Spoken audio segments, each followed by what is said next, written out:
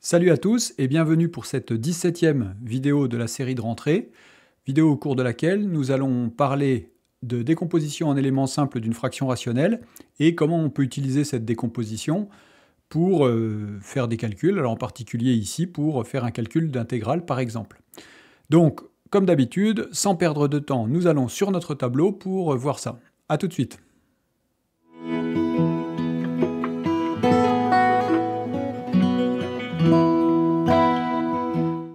Alors mon but dans cette vidéo n'est pas de développer toute la théorie des décompositions en éléments simples de fractions rationnelles, c'est un chapitre à part entière et je vous laisse étudier ça pendant l'année de sup, mais juste parler rapidement de quoi il s'agit et comment est-ce qu'on peut s'y prendre dans un cas simple comme ici. Alors quelle est l'idée? L'idée c'est qu'on a donc ce qu'on appelle une fraction rationnelle, c'est-à-dire un quotient de deux polynômes. Donc ici 1 sur t au cube moins 4t, et l'idée c'est de factoriser le dénominateur.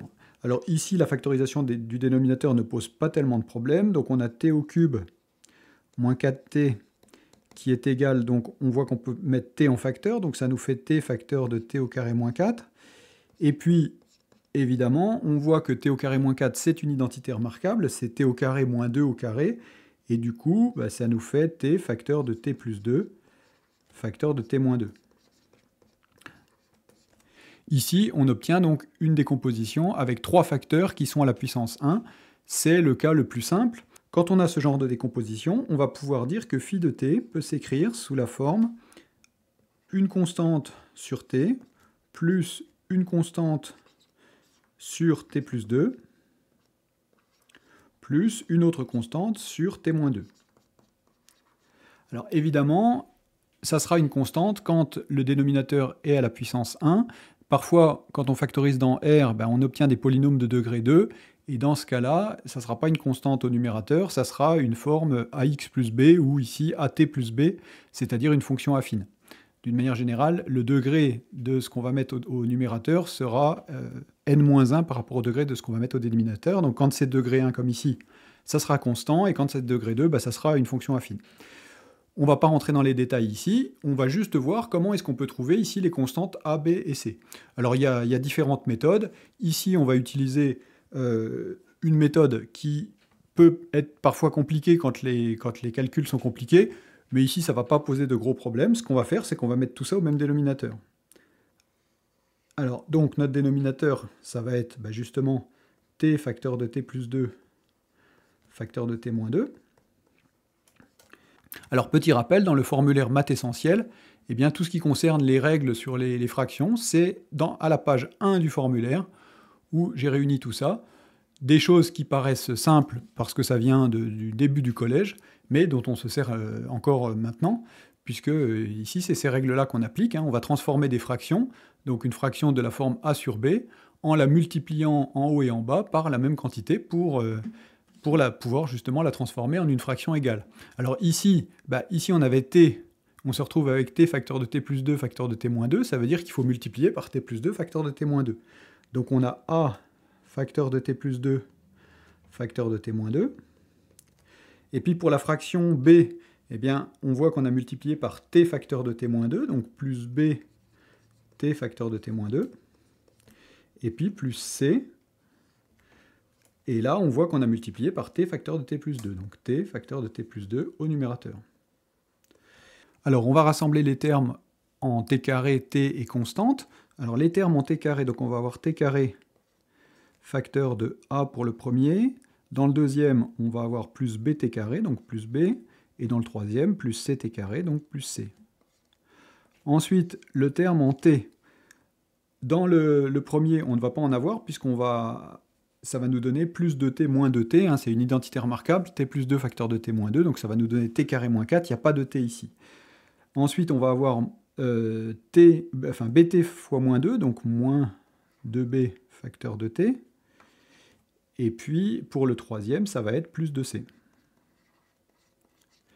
Et puis, enfin, le terme constant, alors on va avoir moins 4a dans le premier terme, deuxième terme, pas de terme constant, et troisième terme, pas de terme constant, donc ça nous donne juste ça, et puis on va redévelopper le dénominateur, et donc on va retrouver le dénominateur du début, c'est-à-dire t cube moins 4t.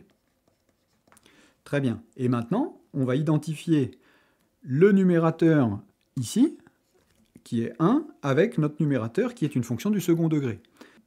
Alors, un petit peu de place. On va avoir donc que bien, moins 4a doit être égal à 1. Ensuite, on doit avoir que moins 2b plus 2c doit être égal à 0. Et puis que a plus b plus c doit être égal à 0. Puisque on a d'un côté une fonction constante égale à 1, de l'autre côté une fonction du second degré, donc le terme en t carré est nul, le terme en t est nul, et le terme constant est égal à 1, tout le système qu'on vient d'obtenir. Alors c'est un petit système rapide à résoudre. Donc on a a qui est égal à moins 1 quart. Ensuite, la deuxième équation nous donne b égale c. Et puis donc on a a plus b plus c qui est égal à 0, donc comme b est égal à c, ça nous fait 2b est égal à moins a. C'est équivalent à, donc a est égal à moins 1 quart. Ici, ça nous donne b est égal à moins a sur 2. Alors comme a est égal à moins 1 quart, ça nous fait moins 1 quart sur 2, c'est-à-dire b est égal à 1 huitième. Et puis comme c égale b, évidemment, c est égal à 1 huitième. Et donc, on a que notre fonction, phi de t, est égale à, alors a, donc moins 1 quart sur t, plus 1 huitième sur t moins 2, plus 1 huitième sur t plus 2.